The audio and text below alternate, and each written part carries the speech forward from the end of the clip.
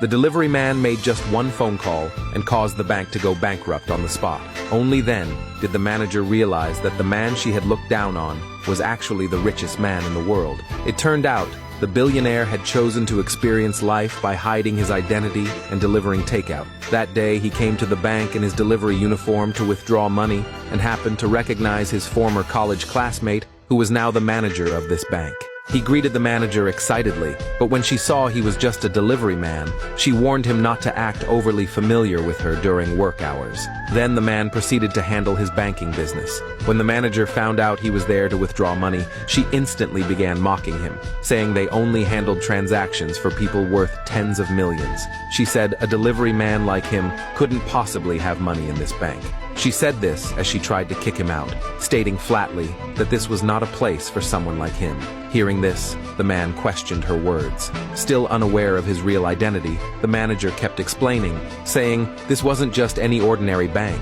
They only served people from high society. But what she didn't know was that the man in front of her was actually a billionaire worth trillions. No matter how the man tried to explain, all he got in return were cold laughs from the manager and her staff.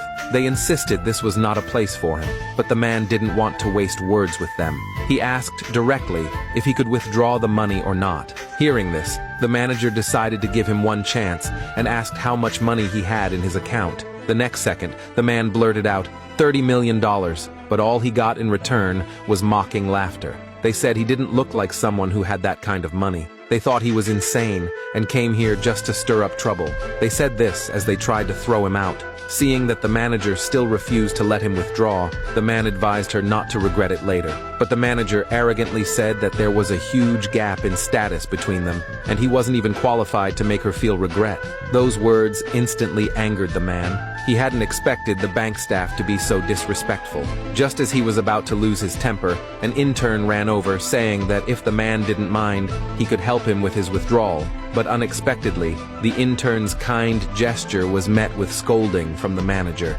She believed the intern serving this pauper was damaging the bank's image. She immediately wanted to fire the intern. Just as she finished speaking, a CEO entered the bank. When the manager saw this important client, her attitude changed completely. She flattered the CEO excessively. The CEO, too, was generous, planning to conduct a $50 million transaction with her right away. The manager happily handled the transaction for the CEO and even said he was a VIP at the bank who conducted over $1 billion worth of transactions every year. He had priority service privileges. Hearing this, the intern was about to give up, but was stopped by the man. He said, "What's so special about being a VIP?" He refused to back down, curious what the manager could do about it.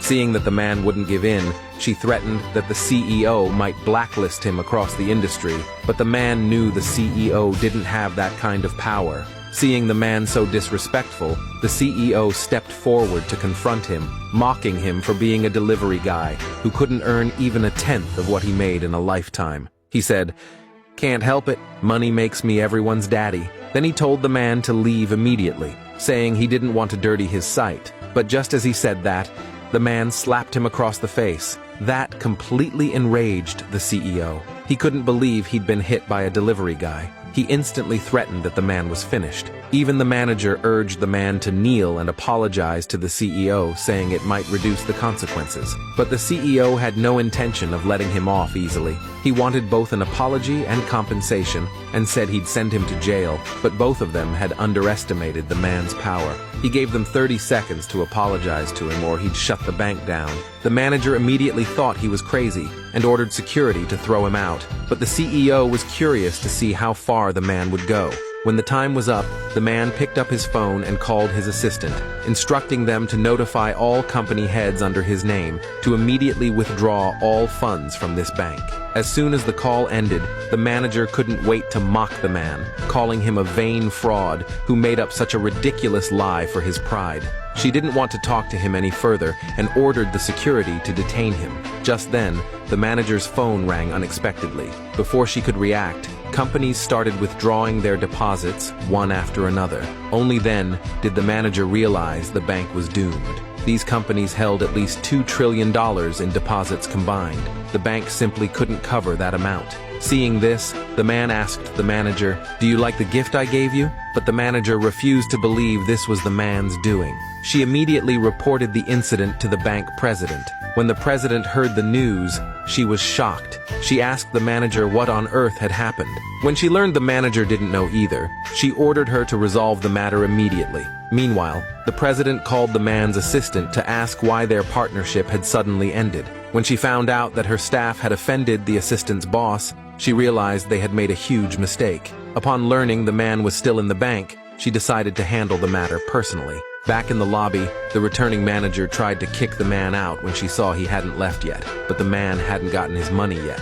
Why would he leave? He then pulled out his bank card. Everyone was stunned at what they saw. How could a delivery guy have a supreme black card with a $100 million overdraft limit? So the manager guessed the card was fake, thinking he came to scam the bank. The thought enraged her. She never expected someone to dare scam her like this. She ordered security to detain him, but just then, the bank president appeared. The manager quickly explained everything that had happened. She even asked the president to call the police and have the man arrested, but before she could finish her words, the president's next move left her completely stunned.